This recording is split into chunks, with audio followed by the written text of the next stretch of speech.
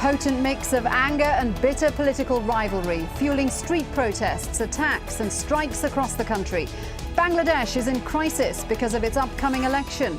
But how much is down to the personal rivalry between two headstrong leaders? This is Inside Story.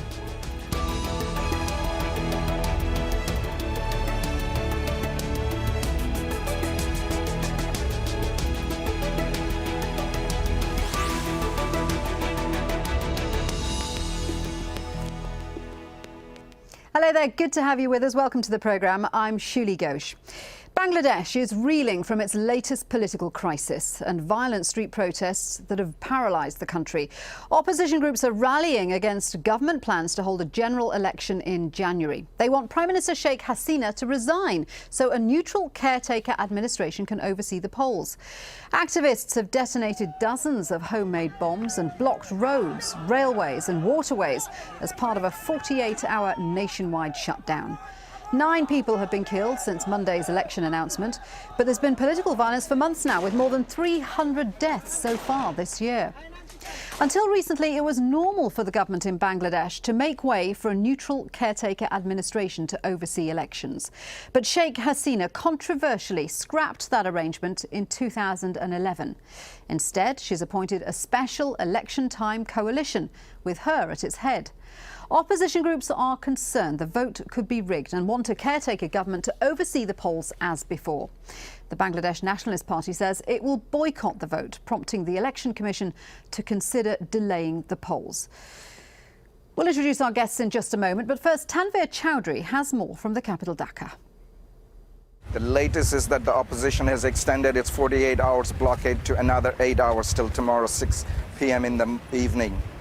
There do not seem to be any let-up on the violence and destruction across the country. We have reports coming from every part of the country of clashes with police, opposition and ruling party member. Number of death toll is rising. What seems to concern the general population here is the level of violence, and mostly coming from the divisional towns of the country rather than in the Dhaka city. There no sign of compromise in the horizon, no negotiation.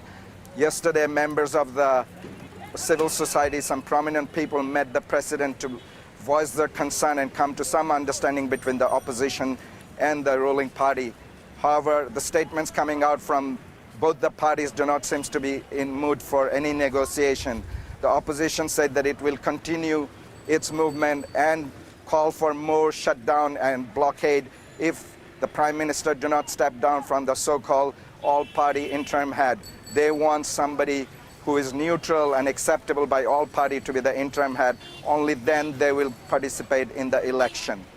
So let's introduce our guests today. In London, Syed Rahman Farouk, General Secretary of the UK branch of the ruling Awami League.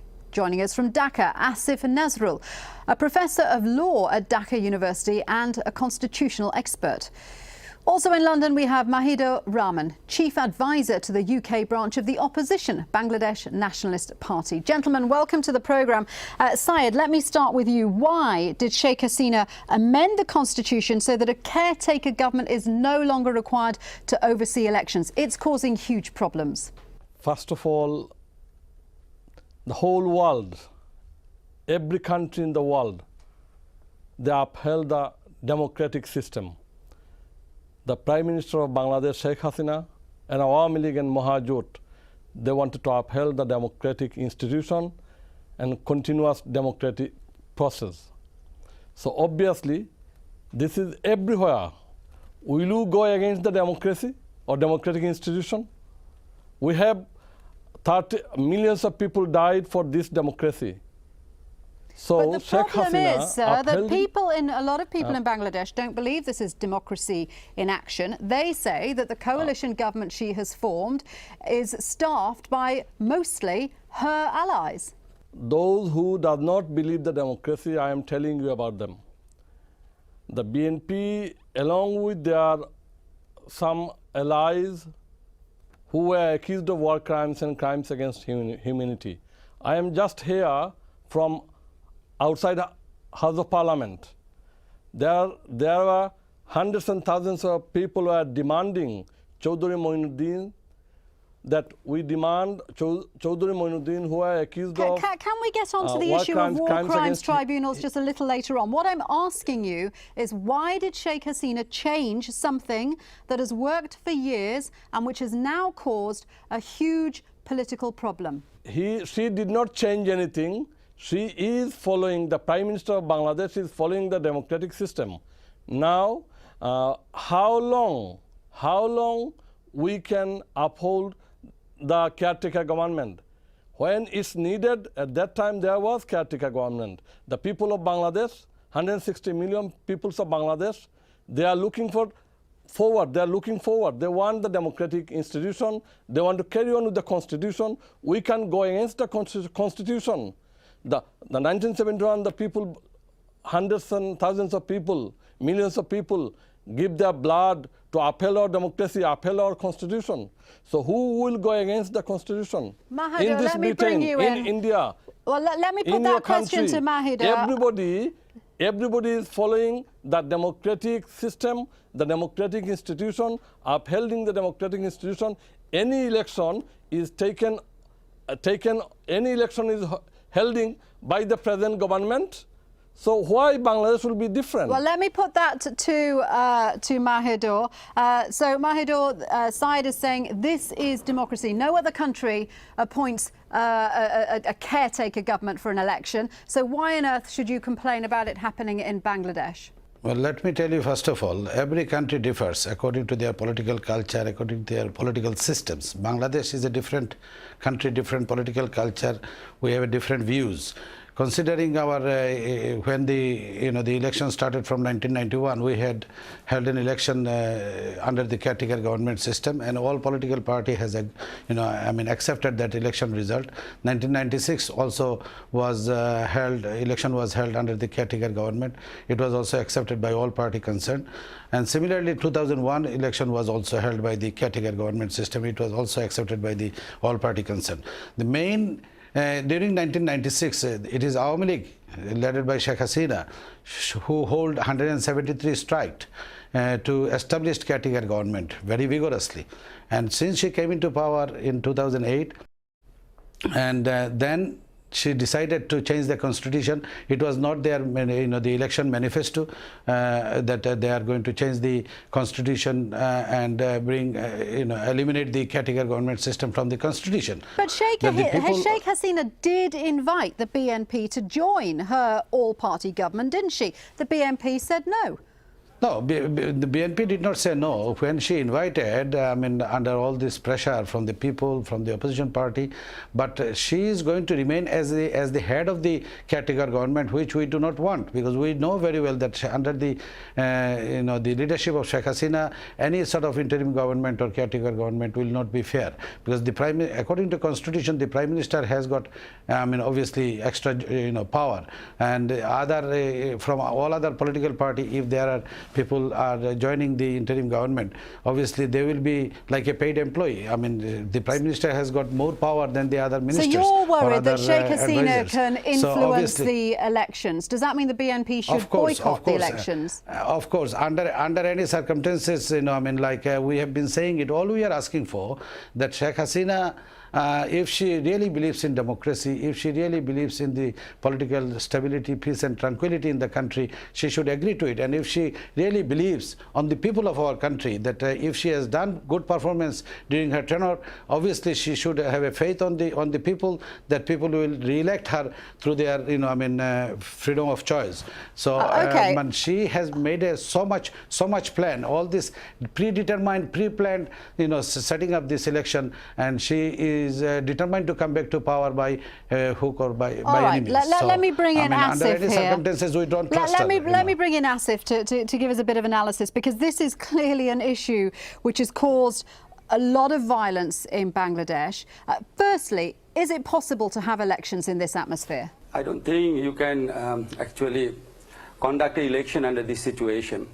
You can conduct a one-party election defying public opinion and defying the death of the people, defying the aspiration of the people.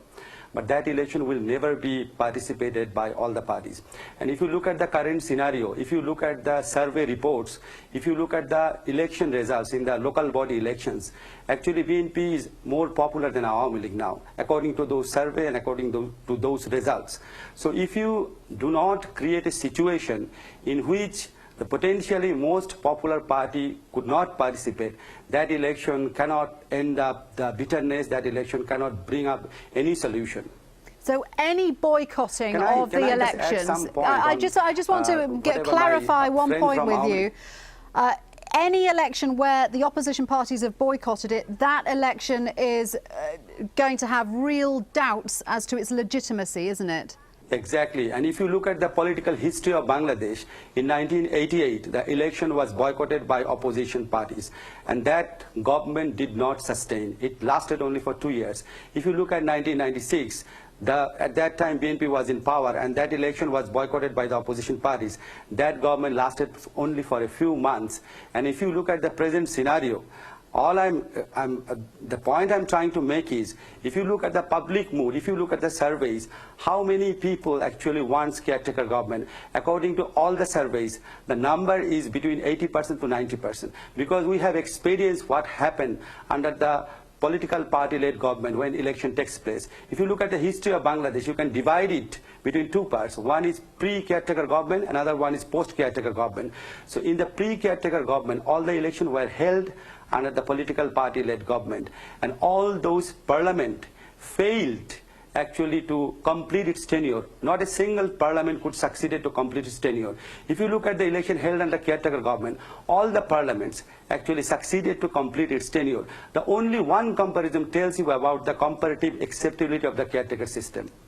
OK, let me put that to Syed, because Syed, we're being told that the vast majority of people in Bangladesh do want a caretaker government, and that the government succeeds when there has been elections under caretaker governments, and by and large do not succeed when there is no caretaker government. So is the Awami League dooming Bangladesh to more election unrest? If BNP leader Jute think the poll is in favor of them, why they are afraid to come to the election? Under the present government, Sheikh Hasina's government, more than 5,000 election has constituted. There were no single complaint about vote rigging. There were 4 mayor elections. There were some MPs by election. I can see that Asif wants to answer this. Let's bring Asif in. Asif, what are you saying to that? I just want to tell my friend from Awami League one thing. Look, local level government is a different equation, because the stake is much lower there. When at the local level election, when a ruling party gets defeated, it does not lose its power. But during the national election, parliamentary election, the stake is very, very high. If you lose the election, you are going to be in opposition and you are going to be harassed, oppressed by the ruling party for the next 5 years. So you cannot compare national election to the local level election. OK, gentlemen, I want to move on and examine how much of the political unrest is caused by the personal rivalries between the two leaders, Sheikh Hasina and Khalida Zia.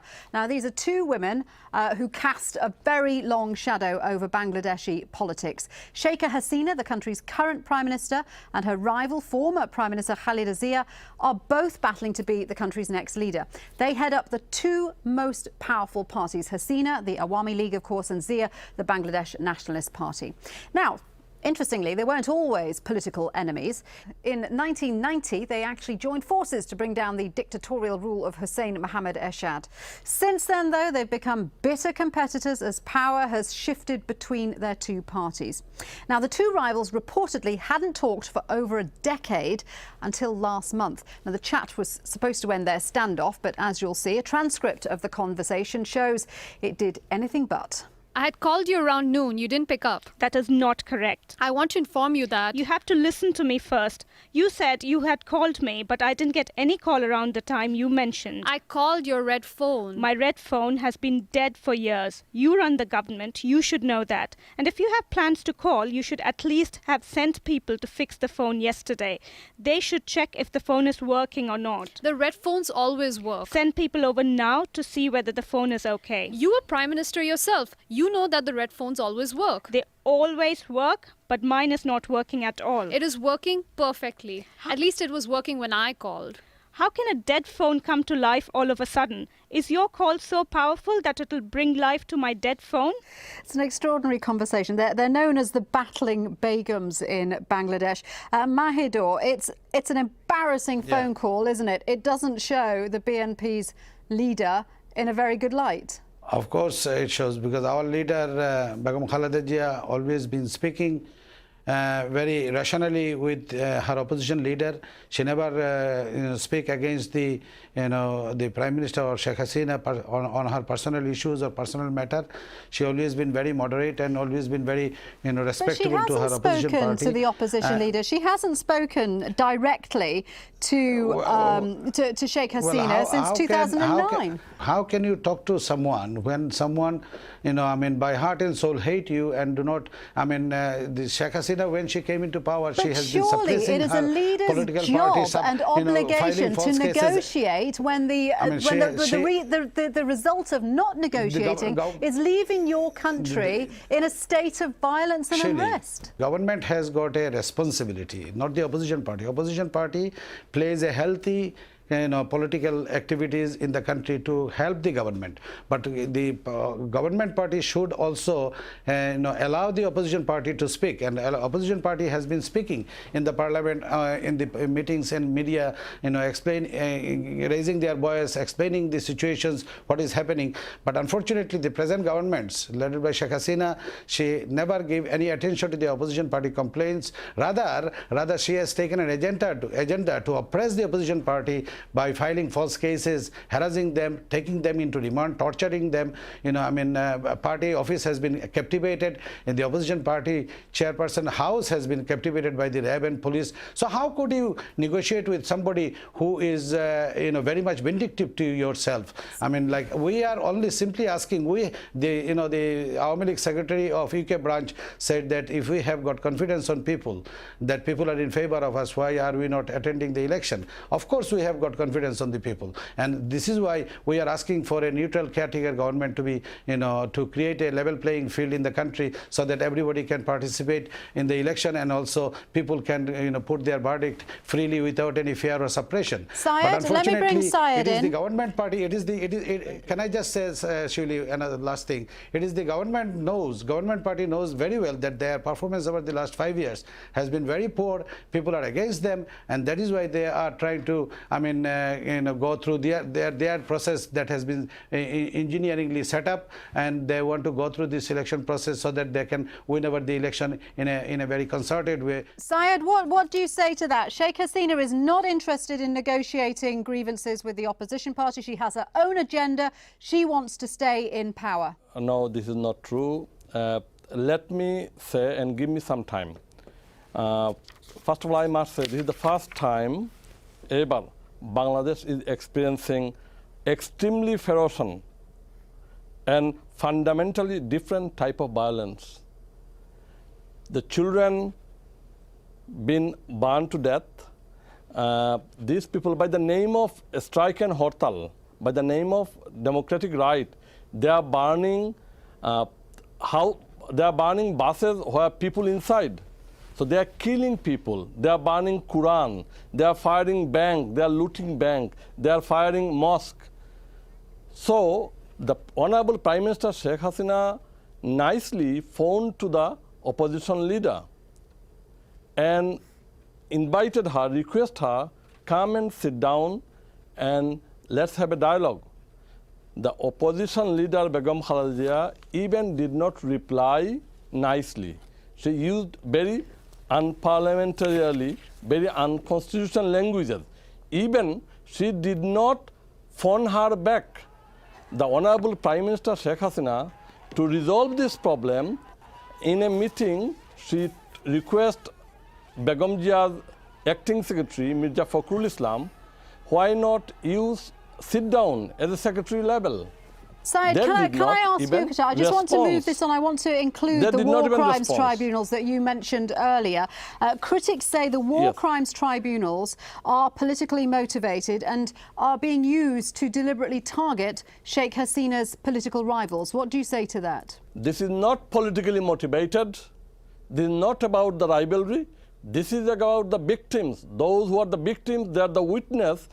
That they wanted to see that those who are involved in war crimes, crimes against humanity during 1971, like Chaudhry Moinuddin, like Delawar Hossain Saidi, Mujahid, Nizami, all these people are BNP's allies. And they are not coming to dialogue, they are not coming to election because they wanted to save these war crimes, those who are involved in war crimes, those who have got the sentences by the tribunal. And this is not politically motivated. If I say Chaudhry Moinuddin, I went to a demo just right now. I am coming from a demo where hundreds and thousands of people are demanding Chaudhry Moinuddin was involved in killing for 18 intellectuals. I can see we're coming to the end of the programme, and I can see Mahidul wants to say something to that. Very quickly, Mahidul, what's your response to that? To send Chaudhry Moinuddin back to Bangladesh so he serves his conviction. Yeah, let me tell you one thing about the political scenario that is taking place in Bangladesh. In synopsis, Awami League had an agenda. I mean, we, the political party, we, the citizens of our country, do not, disagree with anything that which is justly and rightfully done in the country. We believe in democracy. We believe in fair justice. Their war crime tribunals has been, under question, and that it is not up to the international standard. The opposition party, Jamaat, and ourselves, we said that any war criminals, they should be brought to justice, but the judiciary system should be independent. It should not be influenced by the executive authority. Awami League, as a government, they have taken a personal agenda to destroy their opposition party in a political, motivated way. So unfortunately, Shivli, just I wanted to say one thing.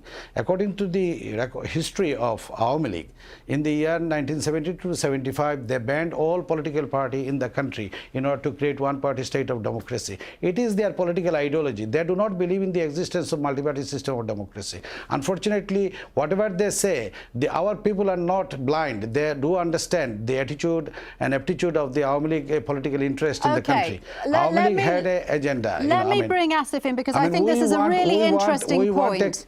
And Asif, I wanted to ask you, finally, are we seeing a Bangladesh struggling with its identity? Is this part of the problem, that you have the sort of secular democracy on one side and the other advocating a state with Islam at its core? Is that one of the problems adding to the tension here? I think if you talk to the general people, this is not a big issue for them, whether they will be identified as secular or non-secular.